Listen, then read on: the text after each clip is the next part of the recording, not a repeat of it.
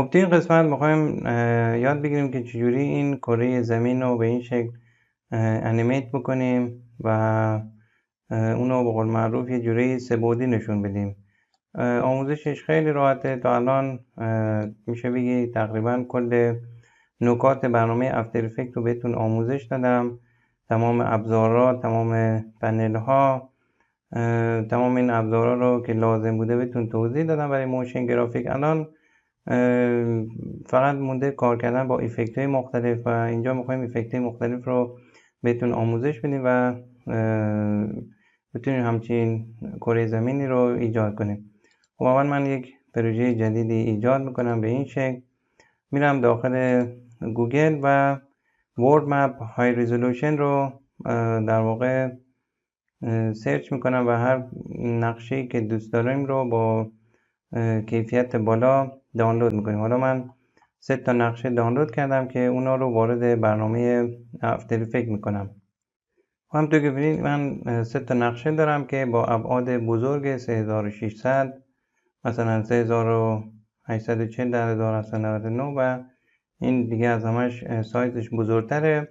یک کامپوزیشن ایجاد میکنم با سایز HDTV 108025 اوکی میکنم. یکی از این نقشه ها رو که دوست داریم میندازیم تو این قسمت پایین. الان دقیقا سایز این نیست، میتونیم کنترل آلت و اف رو بزنیم یا روش کلیک راست کنیم، از این قسمت ترانسفورم فیت تو کامپ رو بزنیم که کلید ترکیبیش کنترل آلت اف هست. به این شکل این فیت میشه روی این. الان اینو باید تبدیلش کنیم به یک پری کامپوزیشن که مثلا بتونیم اگه نقشه رو دوست نداشتیم عوضش کنیم. کنترل شیفت سی رو میزنم به این شکل. اینو اتریبیوتاشو به اصطلاح میتونیم انتقال بدیم. حالا فعلا که کیفریم ایجاد نکردیم ولی در کل اسمشو میذارم ورلد مپ و اینجا میام روی این ورلد مپ افکت به اصطلاح CC اسفیر رو تایپ میکنم. اینجا توی زیر دسته به حساب پرسپکتیو هست، میندازم روی این لایه. ببینیم که خود نقشه به صورت اتوماتیک تبدیل میشه به یک دایره، به کره. این دو قسمت رادیاس میتونم سایزش رو بزرگتر کنم به این شکل.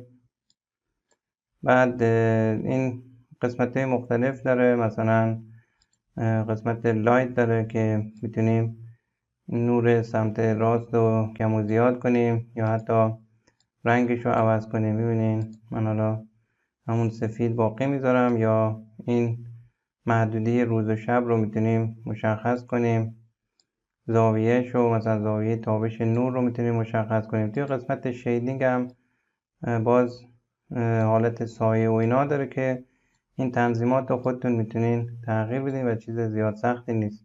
تنظیم مهمی که وجود داره اینجا توی قسمت روتیشن هست که میتونیم کره زمین رو توی محور X ببینین، محور Y و محور Z بچرخونیم. در واقع یه جوری کره‌مون سه‌بعدی شده، به خاطر همین توی 3 تا محور X, Y و Z میتونیم اینا رو بچرخونیم که حالا من اینا رو میذارم روی همون 0 و حالا میخوام اینو انیمیت کنم.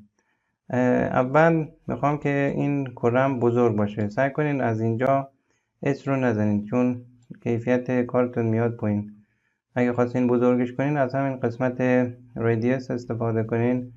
اینو مثلا یک کیفریم میزنم، کیفریم اول، و اینو بزرگش میکنم. مثلا میذارمش روی اینجا. اگه باز دیدین کوچیکه از این قسمت یو رو میزنین، این رادیوس رو میتونین از اینجا بزرگش کنین، مثلا میذارینش روی قسمت آبی. اگه اینجا کیفیتش ببینین پایینه به خاطر که من اینو گذاشتم روی کوارتر، وگرنه کیفیت عکسمون بالا است. اینو اگه بذارم روی فول ببینین کیفیتش درست میشه، چون هرچی روی فول باشه رندر گرفتنش سخت‌تر میشه. پس به خاطر همین رو گذاشتم روی کوارتر که راحت‌تر بتونیم اینو پریویوش رو ببینیم. اینو یکم زوم میکنم مثلا جایی که آب هست. بعد میام فریم فرض کنین 5 ثانیه اینو زوم اوت میکنم به این شکل که کل کره رو ببینیم.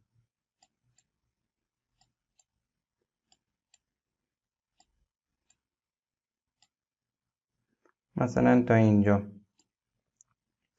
این دوتا کی فریم هم انتخاب میکنم، F9 رو میزنم، ایزیشون میکنم به این شکل. الان میخوام یکم بچرخه. برای چرخش هم از همین در واقع محور Y میتونیم استفاده کنیم، چون میخوام توی محور Y بچرخه. ببینین به این شکل میتونیم مثلا اولش رو مشخص کنیم. فریم اولش رو اینجا، حتی اولش روی 0 بود، اینو میذارم روی 0. یک کی فریم ایجاد میکنم، یو رو میزنیم که کی فریمش رو ببینیم. مثلا میریم ثانیه 6، اینجا مثلا میزنیم 3 دور بچرخه به این شکل. میتونیم اینم انتخاب کنیم و F9 رو بزنیم که ایز بشه به این شکل.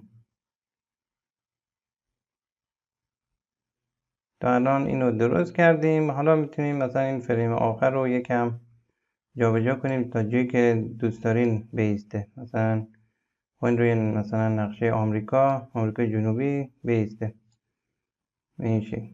این قسمت اولش هم باز میتونین اصلاح کنین، مثلا بیارینش روی قسمت آبی به این شکل.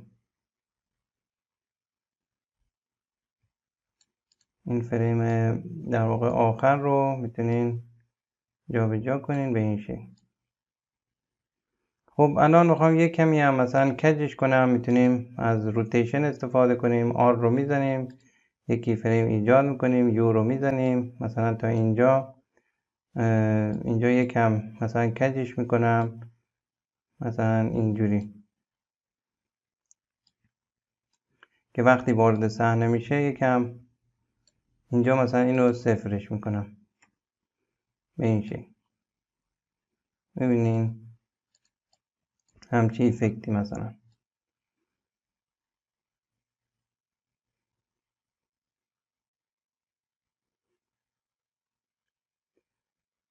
حالا مثلا میخواین یه سری ستاره ها هم بذاریم پشت سرش که حرکت کنه.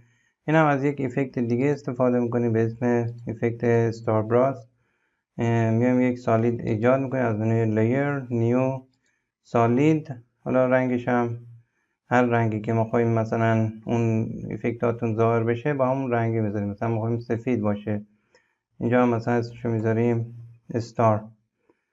اینجا به حساب بالیس حالا میتونیم بذاریم زیر این لایه، چون اولش میخوایم اینجوری باشه. توی این استار رو سرچ میکنیم و زیر دسته اگه اشتباه نکنم سیمیولیشن هست. توی این قسمت افکت سیمیولیشن CC استار بارست به این شکل انتخابش میکنم، میندازمش روی این.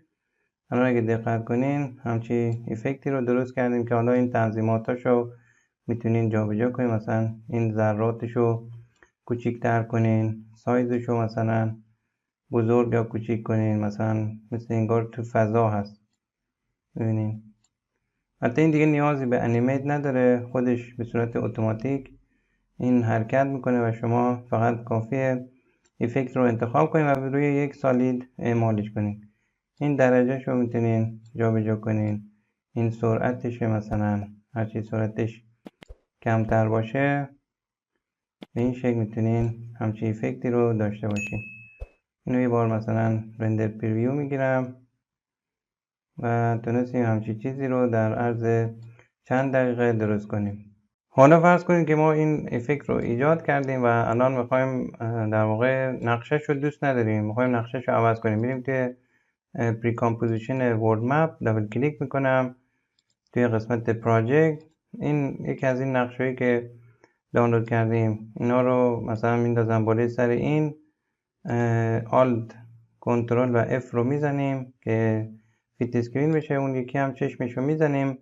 الان اگه برگردیم به کامپوزیشن ببینیم که نقشمون کلا عوض شده. میبینین یا اصلا از این نقشه باز خوشمون نیامد میتونیم بریم نقشه مثلا این سیاه و سفید رو بندازیم روی این و آلت کنترل F رو میزنیم که فیت تو کامپ بشه و برگرده به این. میبینیم که نقشمون کلا سیاه و سفید شده. پس یک بار شما انیمیت میکنیم، به خاطر این هم میگم بندازین تو پری کامپوزیشن که بتونین به راحتی نقشه رو عوض کنید و نخواهید این مراحل تعویض نقشه رو مجددا از اول انجام بدین.